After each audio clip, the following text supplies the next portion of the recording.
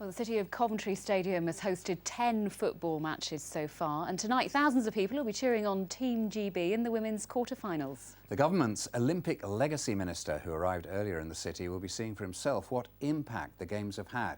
Well, early this week we heard from some restaurant owners and shopkeepers who were disappointed they hadn't seen a big boost in trade. So will there be some long-term benefit? Joanne Rittle's been finding out.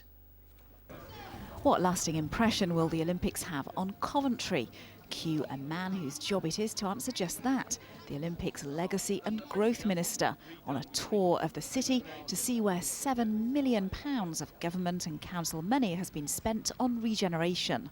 It's going to be a sporting legacy because we're going to see some upgrades to the facilities. Where there's already training work and other things done, they've had to upgrade facilities for that. That'll last. We're seeing public realm improvements here. The city has put on a fresh and attractive new face, and there's some really big economic legacy, about £520 million worth of contracts. But just how much are visitors spending? These Canada fans in a city hotel only had eyes for the France-Sweden quarter-final. We watched Canada play Japan and Canada play South Africa at the city of Coventry Stadium. Haven't gotten to see a lot of Coventry at all, but kind of just going from the train station to the stadium. Interesting city. It's very different from London.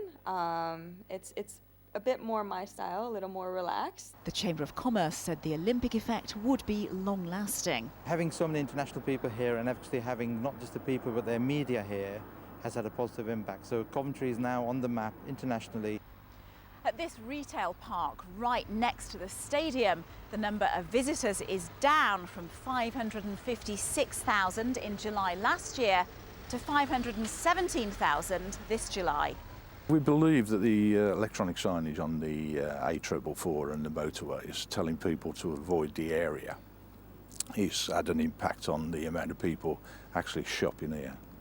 It's difficult to say whether the drop in numbers is purely down to people avoiding traffic. Well, we've definitely come early today to avoid the football tonight. The opportunities here, today there'll be a fantastic full house at the Rico, and I'm sure people will be attracted to this area.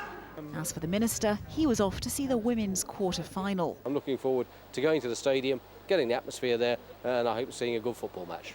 A whirlwind tour rounded off with Team GB against Canada. Joanne Rittle, BBC Midlands Today, in the Olympic city of Coventry.